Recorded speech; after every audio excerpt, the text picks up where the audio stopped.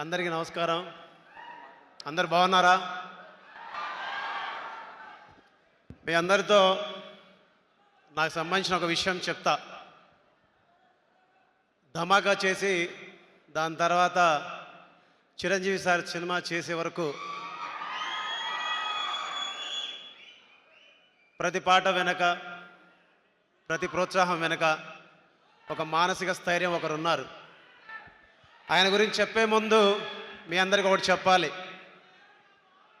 నిన్ను వదిలి ఉండలేను, నిన్ను విడిచి వెళ్ళలేను, ఎట్లా నేను చేద్దును,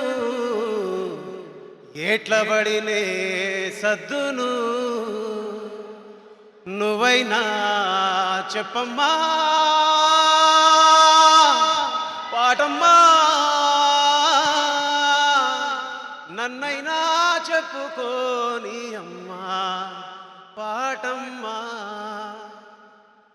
ఎడ్లు గాసే గొడ్లు గాసే పిల్లవాణ్ణి తీసుకొచ్చి ఊరుగాని ఊరిలోన, దారిగాని దారిలోన విడిచిపెట్టి పోయినావమ్మా, ఎట్లా నేను సెద్దునో, ఎట్లా పడినే సద్దును. అలా ఒకరోజు నేను సెల్ ఫోన్ తీసుకొని ఒక సెల్ఫ్గా ఒక వీడియో తీసుకుంటూ ఉన్నా. ఆ వీడియో తీసుకుంటున్నప్పుడు ఆ వీడియోలో కుర్చీలో కూర్చున్న నా భార్య, ఇద్దరు పిల్లల్ని కూడా వీడియో తీసా. ఆ వీడియో తీసేటప్పుడు వాళ్ళకి తెలియదు నేను ఎందుకు వీడియో తీస్తున్నానా అని.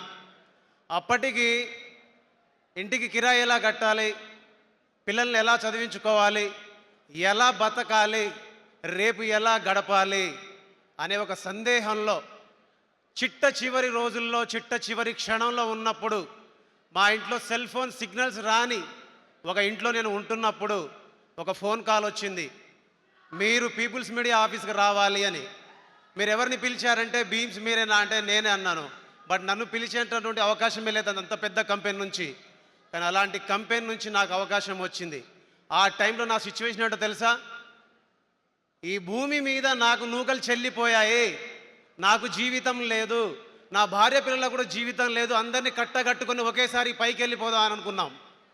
అలాంటి సమయంలో ఒక దేవుడిలాగా, ఒక జీసస్ లాగా, ఒక అల్లా లాగా, ఒక రాముడి లాగా, ఒక తిరుపతి వెంకటేశ్వర స్వామి లాగా, మనందరం మొక్కే దేవుళ్ళలాగా ప్రత్యక్షంగా ఒక మనిషి ప్రత్యక్షమై నా కోసం నిలబడితే ఆ నిలబడ్డ వ్యక్తి పేరు, శక్తి పేరు, వ్యవస్థ పేరు రవితేజ సార్.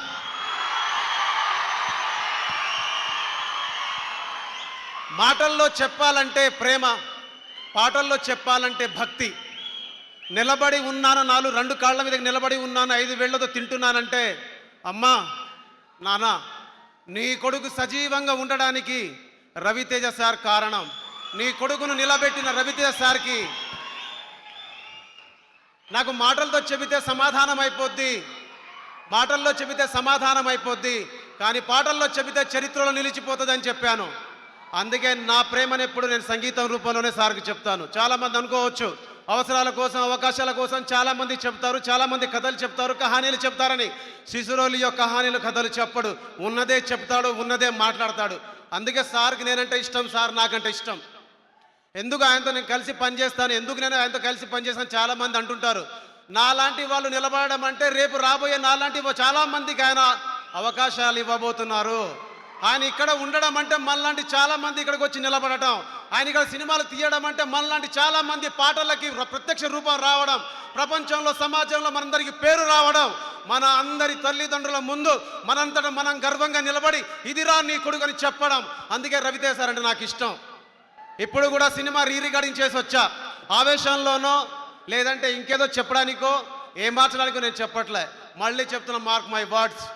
ఒక బ్లాక్ బస్టర్ సినిమాకి సంగీతం అందించాను. బ్లాక్ బస్టర్ సినిమా ఇచ్చినందుకు రవితేజ సార్కి, భాను సార్కి, ఎస్పెషల్లీ వంశీ గారికి, అలాగే ఈ సినిమాలో చేసిన ప్రతి టెక్నీషియన్కి, ప్రతి రచయితకి, అలాగే రాజేంద్ర ప్రసాద్ సార్కి, మనందరి ఫేవరెట్ శ్రీలీల మేడంకి మనస్ఫూర్తిగా థ్యాంక్ యూ సో మచ్.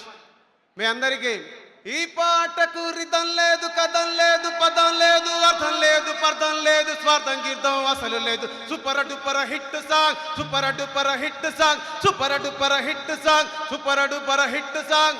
ఈ పాట చేసినప్పుడు చాలా మంది అన్నారు, చాలా కామెంట్స్ వస్తున్నాయని. నేను ఎంటర్టైన్ చేయడానికి ఈ పాట చేశా. ఈ పాటకు రిధం లేదు, కథం లేదు, పదం లేదు, అర్థం లేదు, పర్థం లేదు, స్వార్థం గీర్థం అసలు లేదు, ఏమీ లేదు. కానీ సూపర్ హిట్ సాంగ్ అంటే నవ్వుకుంటానని చేశా. అలాగే ఓలే ఓలే గుంటా మీ అయ్య కాడ ఉంటా, మీ అమ్మ కాడ తింటా, నీ బొళ్ళోకొచ్చి పంట. నచ్చిందా? ఓలే ఓలే ఓలే ఓలే. థియేటర్లో ఈ అరుపుల కోసం వెయిటింగ్, ఈ చప్పట్ల కోసం వెయిటింగ్. అలాగే మ్యూజిక్ డైరెక్టర్ గారు 2 విషయాలు చెప్పాలి మీ అందరికీ. మనందరి మధ్యన లేరు. तुम मेरा लवर लवर लवर, मैं तुझको दिया फ्लावर. तुम मेरा लवर लवर लवर, గుండెల్లో గుచ్చినవే ఫ్లవర్. చక్రి గారిని ఏఐ రూపంలో మళ్ళీ మీ అందరి ముందు తీసుకొచ్చిందో గర్వపడుతున్నాను. చక్రి సార్ ఎక్కడున్నా ఆయన ఆత్మకు శాంతి చేకూరాలని మనస్ఫూర్తిగా కోరుకుంటున్నాను.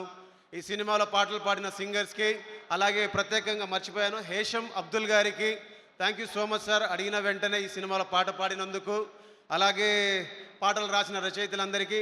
సినిమా సక్సెస్ మీట్లో మీ అందరితో మాట్లాడతాను, అప్పుడు అందరిని ఒక్కొక్కరిగా తీసుకొచ్చి పరిచయం చేస్తాను. Thank you so much everyone, love you.